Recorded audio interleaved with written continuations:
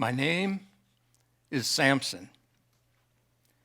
And I can tell by the looks of some of your faces, you know my name. And I'm not surprised. I was the most famous man in my day. Everyone knew the name of Samson. And the enemies of mine, they spoke my name with fear. I'm not surprised you know my name, because I'm the strongest man of my day. I'm the strongest man who ever lived. If I was alive today, you not only would admit me into your Olympics, you would have to set up some special category for me. Maybe something like chariot throwing. Because whatever I entered, I'd win. I'm the strongest man that ever lived, bar none. I'm not stopping there, but he seems a little bit prideful. Some of you think I am exaggerating, overstating my case a little bit. Let me tell you some facts. And you make up your own mind as to whether you think my claims are true or whether it is not. One occasion, I fell in love.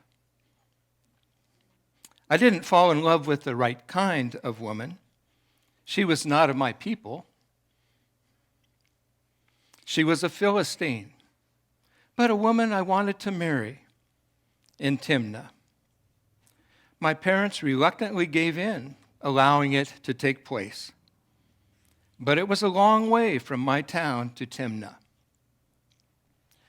And I had to go and make arrangements. My parents didn't want to go, but I went. So I'm walking for a long time down the road, along the path where it's easy to get bored. It's easy to become distracted by the length of your trip. All around it was hilly, and there were rocks and bushes scattered, but you could see pretty well all around. And a wise man is the one who would keep, as he walked, his eyes looking and roving in case a situation arrived that the enemy lay in wait, waiting to attack you. But then I came close to a vineyard, and that's when it happened. It was then that I met the lion. Not the kind of lion you're thinking about, not the caged excuse for an animal that you've seen, the kind that sit around all day and eat at 10 to 4 when someone throws them some dead meat. Not that kind of a lion.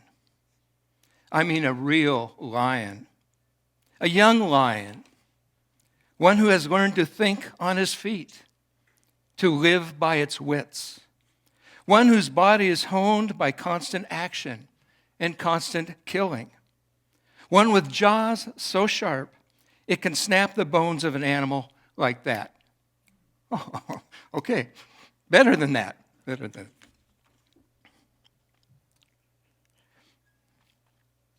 And I'm walking along the road, thinking various things about the plans and the things that must be done. Suddenly, out of the corner of my eye, there's a roar designed to paralyze prey. And suddenly I see a blur of gold that is rocketing towards me. I don't know what you would have done in that instant. Maybe freeze. Maybe call for your mother. That usually works. Make a mess. Know what I did without a moment's hesitation, because there wasn't a moment to spare. As the lion came, as he leapt towards me, ready to kill, I bent down, grabbed it underneath, and as it passed, I pulled, and I pulled, and you could hear the cracking of bones and the ripping of sinew, and suddenly there it was in 2 pieces. I stood in awe of my own handiwork. As I looked down at what I had done to the lion, I realized I really was the strongest man that ever lived. still doubt me? On one occasion, the Philistines, they were the enemy of my people. They oppressed my people. They brutalized my people. They had weapons and they had iron, and they had the technology that we didn't have. They could come at will and decimate the flocks and steal what they wanted. They made life difficult, and they knew that I was the only person who could stand up to them. And one day, the people of Judah, one day they came, start over. And one day they came after I had done some damage to them.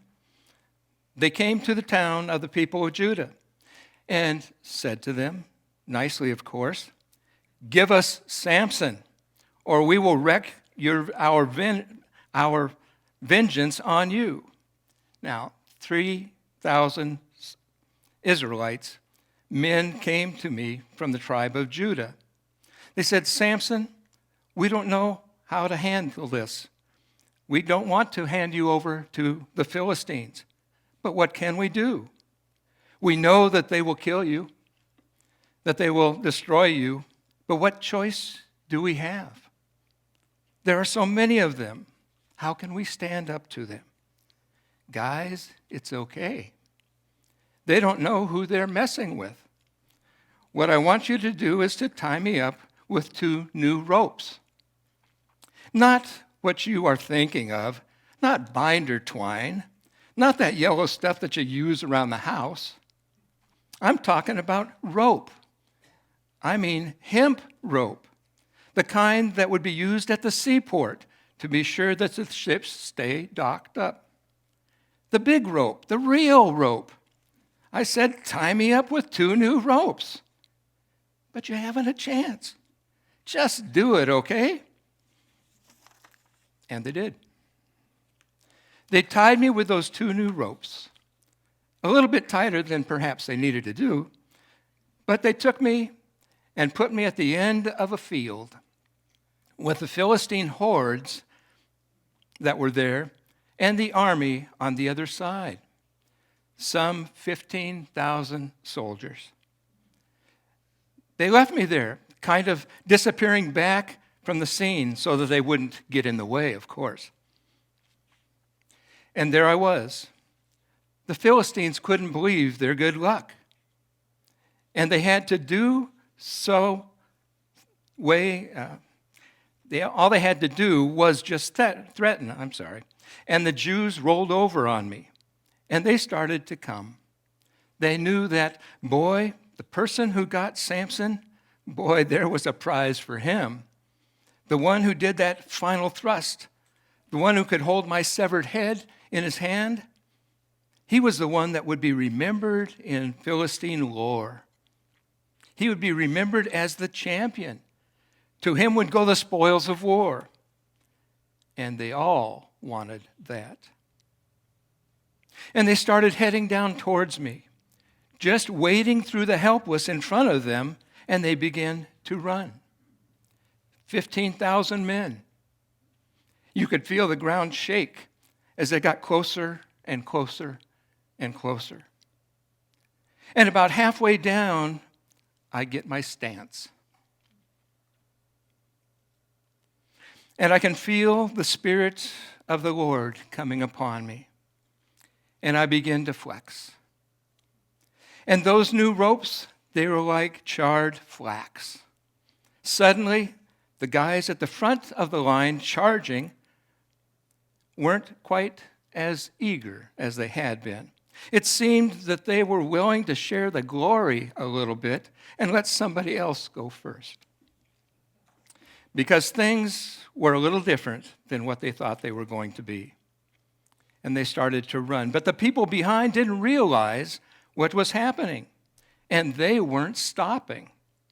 They were running, pushing those in front towards me faster and faster. More and more, people started to get a little antsy.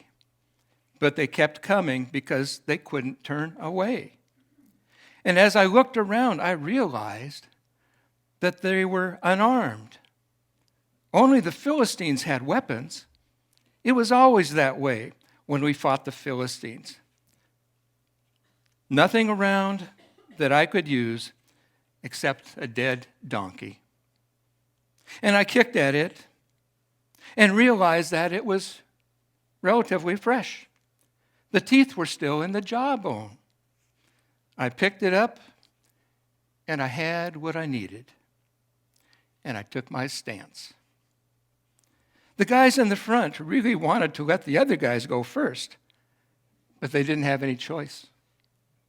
And I didn't run. And I didn't stand still. I walked into them. And that jawbone on that donkey became my sword. And I swung it one way and another and another. And the Philistines I struck were knocked down, and the other soldiers around them, and they spun and hit one another, and the people began to fall and die.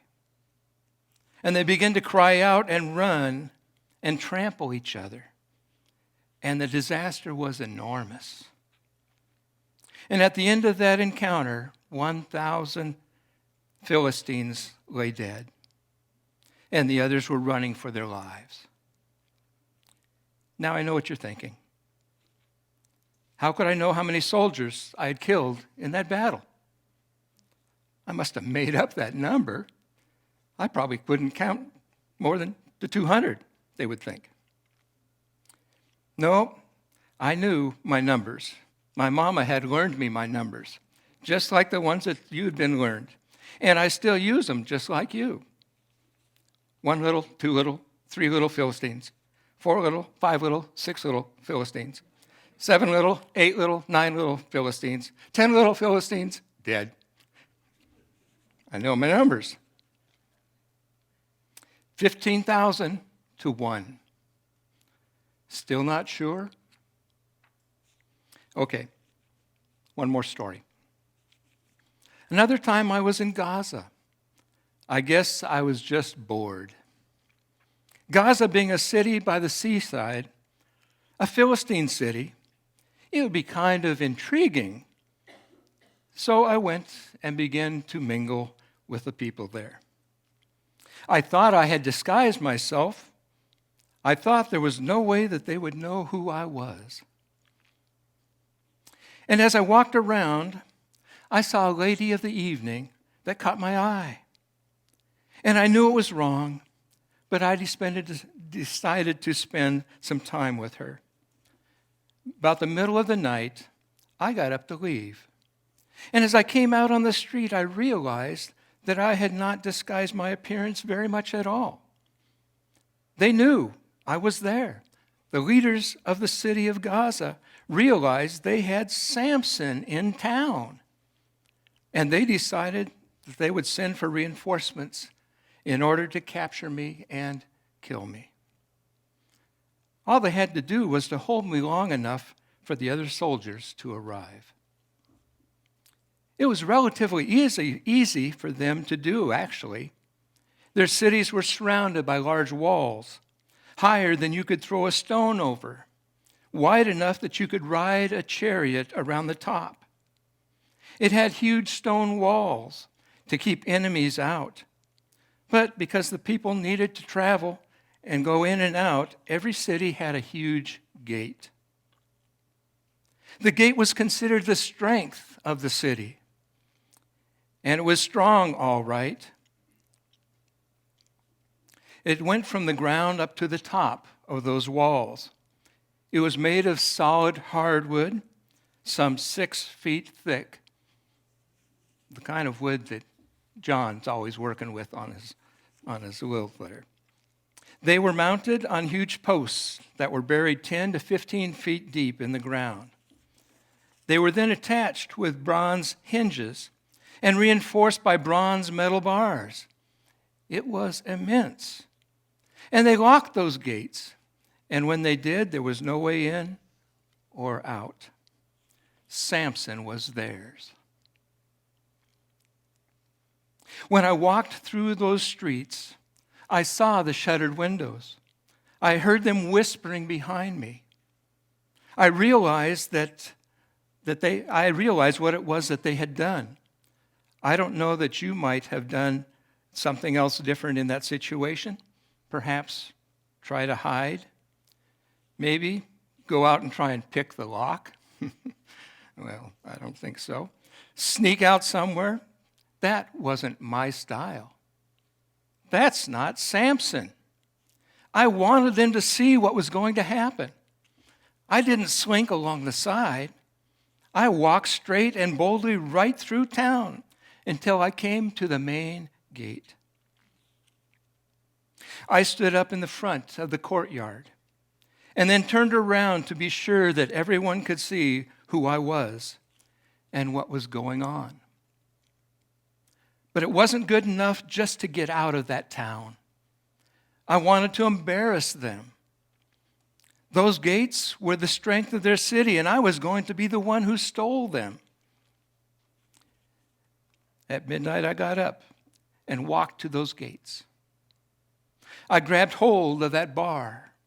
Boy, I was glad they had put it there. It was really just nice and handy to grab onto.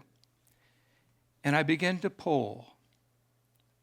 And I felt from the inside the warmth of God's Spirit that began to move in my body. And as it got hotter and hotter, and as I pulled harder and harder, I heard the creaks, and then the groans and the snapping, and finally, it all came wrenching right out of the ground. A lesser man might have just dropped it, but I decided that would not be humiliating enough. So, not hearing any horns blowing or soldiers raising any cries, even though my ears were still ringing, I put the thing up to my shoulder, carrying it all the way to the top of that big hill. I'm the strongest man that ever lived. No question, no argument. But as Paul Harvey would say, and now the rest of the story. I want to read you two verses from Judges. You guys have got the Bible there. The first one reveals the plans of the Philistines, and the second one will reveal Samson's plans. Starting with verse 2. When the Gadites were told, Samson has come here, they surrounded the place and lay in wait for him all night at the gate of the city. They were quiet all night, saying, in the morning, when it is daylight, we will kill him. Samson was right, believing that the Gazites weren't just wanting to capture him. They wanted to kill him once and for all. Now listen to verse 3. Now Samson lay until midnight, and at midnight he arose and took hold of the doors of the city gate and the two posts, and he pulled them up along with the bars. Then he put them on his shoulders and carried them to the top of the mountain, which is opposite Hebron. Now I want you to try and visualize something of the task that was before me. To be able to do that, you'll have to take a walk. The weather this morning is fabulous, and you decide to go walking and see how far it is that you can go before nightfall. You have some good friends up in Shingletown, and won't they be surprised when you knock at their door and you're hungry and you want to be fed? Shortly after you started out, you watch the sun come up over Mount Lassen and the other peaks as you move along. After several hours, the road begins to climb, and it's getting harder to maintain your pace. Half an hour later, you see a sign along the road that has the number 1,000 on it, and you feel a little bit better because you must be almost there. To confirm your assumptions, you ask the first person you see, just how much further is it to get up to Shingletown? They weren't certain about the number of the miles they'd have to go, but they knew that you still had a little more than 2,000 plus feet climb to get to that altitude. It's a good thing you had a cell phone with you. If you could walk the whole distance at a constant pace of 2 miles an hour, your trek of 27 miles from here up to Shingletown would only take you 13 and a half hours to get there. I carried Gaza's doors, gateposts, bar, and all on my back in the dark, uphill for 28 miles to the top of the ridge opposite Hebron, and I left everything there. Now that reference is to Mount Hermon, which, by the way, has an altitude of 9,322 feet. Could you guess the altitude where he left that door up there? I'm sure it was still there. Okay. The thing that bothers me is that when people remember me, they do remember my strength, but they also remember me as a failure. You see, when I was born, my parents had difficulty having children, and my birth was announced by an angel of the Lord, by the angel of the Lord, by God himself in the flesh. He came to my parents and said, "You're going to have a son." And his mission in life, his purpose, his ministry is to set Israel free from the Philistines. My mission was clear. My ministry was laid out in front of me. And the angel of the Lord said clearly, the only thing you need to remember, the only thing he must remember, is that he's going to be raised. He's going to live as a Nazirite. 3 simple rules. My mom told them to me over and over again. Parents are like that sometimes. Don't forget, you can't touch anything unclean. Don't go near them. Don't touch that carcass, any dead thing. I know, Mom, I know. You've told me a million. Samson, don't go down there. That's where they all drink, and that's where it's served, and it's full, and it's fermented stuff. Not fermented drink is to be touched by you, not at all. My dad said to me, Samson, remember, never cut your hair. Not many fathers have said that to their sons. Not many through the centuries, huh? I know, Dad, that it's the visible sign that I'm a Nazirite, and everyone will know. So unusual. You know, parents can be such a pain at times. I remember one time heading back to Timnah for the second time. I had gone the first time to set up the arrangements for the wedding with this woman, and the day came when the wedding would be celebrated and consummated. And I was excited about that, and I was heading back down along that same road where I had traveled before. And as I walked and as I moved along, boy, there I grew up. It was hot. And talking about it, when the sun comes out, and in those days when it really beats down on you, it just kind of sucks the life right out of you. I know I'm strong, but the sun, ooh, I'm walking and it's getting worse, and I don't know I can keep on going. And I'm kind of wondering how long, and I need something to eat. And maybe out of curiosity, more than anything, when I came to the spot where I won that victory over the lion, I guess I did go more out of curiosity, maybe to satisfy my ego or something. And I walked over, and there was honey. The bees had nested there, and there was a honeycomb right there. And I was in and eating without giving it a second thought. And there was honey dripping down my arms and over my beard and into my mouth. And I felt like when you finally get into something and you feel the strength just coursing through your body again, and oh, it feels so good, I knew now that I could make it all the rest of the journey. And then I remembered what my mother had said, what the angel had said, that I wasn't to touch any unclean thing. And I realized that by doing it, I was touching the carcass. I'd broken my vow. And I waited. And I looked up in the sky for lightning to come or for God to swallow me with an earthquake. But nothing happened. I think my parents were wrong. Nothing happened. Maybe sin isn't that serious. I went on to Timnah, and we threw a party. Boy, one thing you can know about the Philistines, they are, of course, military people that live off of hunting and killing, but they really know how to throw a party. Boy, the Jewish guys, when they threw a party, they didn't come anywhere close to what these guys did.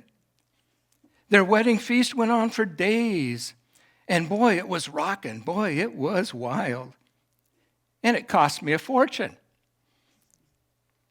You've got to be careful when you go into another culture like that. You want to be sure that you're culturally sensitive and appropriate. So I made sure I spent the money for what I needed to, with all the local breads and cheeses and meats. And these guys were all into drinking, and all the wines and the beers. And they tell me that it's appropriate. And so I'm going to go for it. And the party went on day after day and night after night. It was a marvelous celebration. I'm trying to prove to them that I'm one of the guys, a man's man. And so everyone else is drinking it down. Well, what's one Philistine beer? Oh my goodness, that stuff tastes terrible. And what in the world are they? And then I realized this was number 2. I didn't pause for quite as much. I wasn't afraid quite as much, but still I wondered what God would do. Then nothing happened. Well, I think this sin thing is overrated. After all, the first 2 vows were broken and nothing happened. Life went on. Not with that woman, by the way. Things didn't work out there. There's another story there. A lot of dead Philistines are at the end of that story. But life went on. Then one day, I thought I had met the answer to my prayers. I met a woman. Not just an old woman. I met the woman. She had black hair. She had olive skin. She had eyes that just melt you. This was a woman. Her name was... So you know her. You've heard of her. That's right. Her beauty... Okay, I shouldn't have gone down that trail. Sorry. Her beauty was legendary. She just captured your imagination. She just enthralled you. Her beauty, her wit, her charm, everything about her. This woman was the perfect woman. She had everything except for one little thing. She was perfect, except she was a nag. I mean, she was easy on the eyes, but she was a nag. When she got something under her skin, she just couldn't let it go. She'd go and go and go for it. And she wanted to know the secret of my strength. Samson, she said, if you love me, we will have an honest, transparent relationship. Tell me the secret of your strength. She fluttered her eyes and did this to her hair. Something like that. I don't have hair up there. Anyway. And I broke. I said, if you just tie me up with some fresh thongs, then my strength is gone. She was happy. We had a good night. In the middle of the night, suddenly she says to me, Samson, the Philistines are here. And I saw a bunch of those soldiers at the door, half in. And I got up and went like this, or however he would have broken those things, okay? Sorry, lost my place here. He killed them. You're right. So, as if they were nothing, not them. the stuff he was tied up with. But one didn't. They found him in the morning. But she was disappointed in me. Samson, you haven't been entirely forthcoming with me. Women. I said, well, if you tie me up with some new ropes that have never been used, that will do it. Oh, well, I'm glad we finally got past this in our relationship, Samson. That's good. Good night. Well, that night, Samson, the Philistines are here, was the cry that she gave me. 2 new ropes, bang, they were gone, like flax, like charred flax again. The Philistines were there. I didn't catch any of them. They were gone a little bit faster this time because they had heard what happened the night before. Oh, Samson, this is a problem that we have. I said, look, it's really the hair. If you braid it in a certain way, then the strength is gone. Well, you can trust me. In the middle of the night, Samson, the Philistines are here. And they just kind of peeked in the window this time. And I got up and was after them like nobody's business, and they were gone. Delilah told me, I cannot go forward with a guy who cannot be honest. I said, look, just give it a rest. This doesn't involve you, it's personal. Oh, Samson, don't you love me? Won't you? Oh, man, I could tell you, I'd rather be working with or facing 15,000 soldiers than to have her torturing me. But this woman, she was just driving me to distraction. She would not give up. Finally, I said to her that the one vow that I had never broken is that of cutting my hair. As I looked into her eyes, I was sure that I could trust her. That night I fell asleep, my head in her lap, trusting her completely. She had gotten someone to come in while I was sleeping and cut my hair. She tied me up again. Then she called, Samson, the Philistines are here. Samson, the Philistines are here. And I got up as I had before and thought, man, this is getting old. You know what I mean. We've been this way before, and these guys are just barely peeking in with one eye in the window, taking a good quick look. They weren't prepared to come in and give their lives on this line. And I got up. I saw them coming and said, yeah, come on at me, guys. I pushed against the rope, and then I pushed again. This was new rope, and I didn't know what was happening. I didn't know why it wouldn't break as before. And I pushed harder and harder. The soldiers at the door crept a little bit and then crept a little bit closer and a little bit closer. And finally, they realized that the strength was gone. It had left me. I began to move around and see what else I could do. And I took down a couple of the guys. But there were too many of them. And more grabbed me and held me and then pinned me down. And as I turned to look at Delilah, I couldn't feel the hair on the back of my neck. I realized it was gone. And as I looked at her and cried out, why, Delilah? I saw them pay her. She had sold me out. And the last thing I saw was a knife of one of those soldiers as he came toward me to steal my sight. The pain in my face, I didn't know how I could stand it.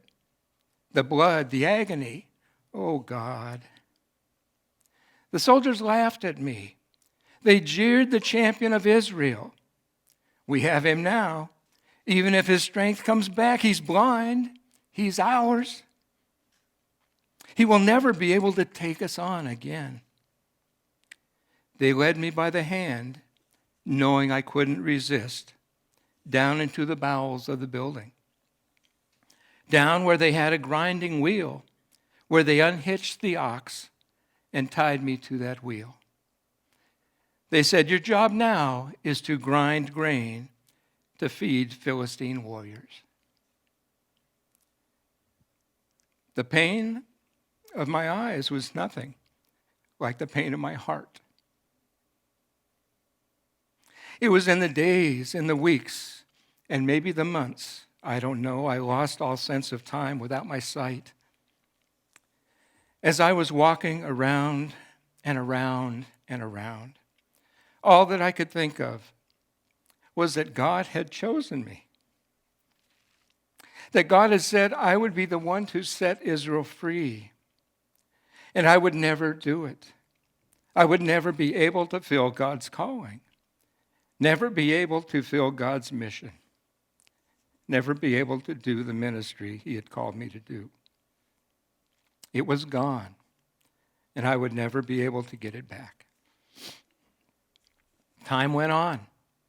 The Philistines decided to really celebrate.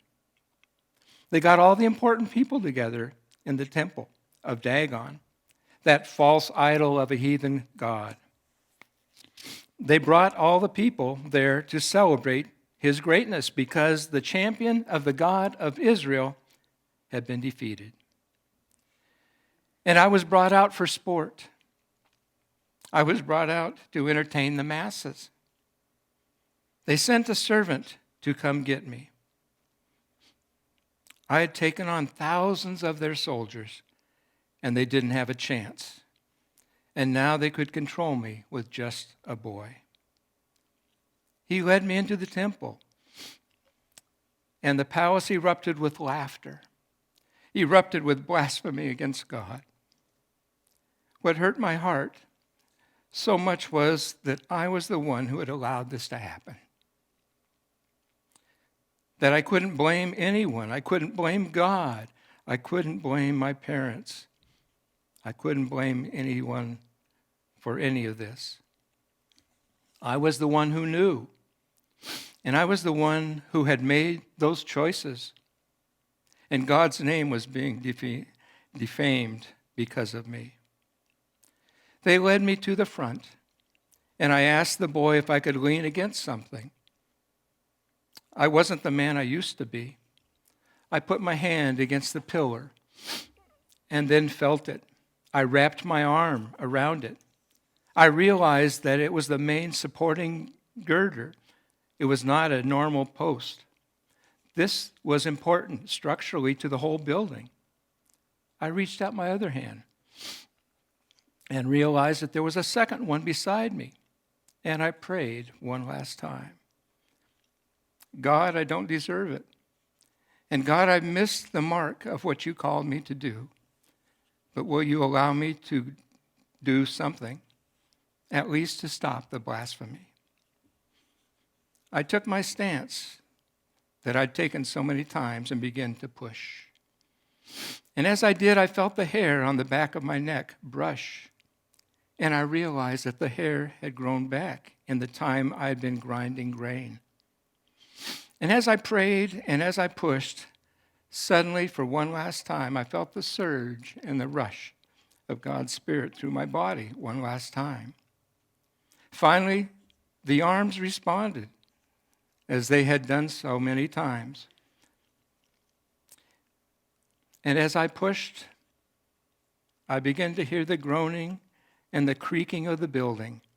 And I began to hear the cries of the people who were there as they cried out to Dagon. As I heard them cry out for Dagon while cursing the God of Israel, I gave it one last push. And the roof that was on top descended, and I killed more people in my death than I did in my life. But I knew in that instant that I would always be remembered as being a strong man, but always thought of as a failure. Why? Because I didn't accomplish what God had for me in my life. God had given me a mission. He had given me a purpose. And he had given me all the strength and ability I needed to do it. But I traded it away. I squandered it away on sin. I thought I could sin and it wouldn't affect me and my ministry. And I was wrong. I was the strongest man who ever lived. Nobody could stop me. Nobody could take anything away from me. But I gave away my ministry in exchange for the pleasures of sin. Your ministry, what God has created you to do, will be different than what he had created for me to do. But I'm here to tell you, as one who has learned the hard way, nobody can take your ministry from you. There is no enemy so great that God isn't able to preserve you and enable you to do what he has created you to do. But I'll also tell you that you can give your ministry away. You can't allow sin to steal it. What I learned was that nobody sins and gets away with it. Never. Not you, and certainly not me. Let's pray.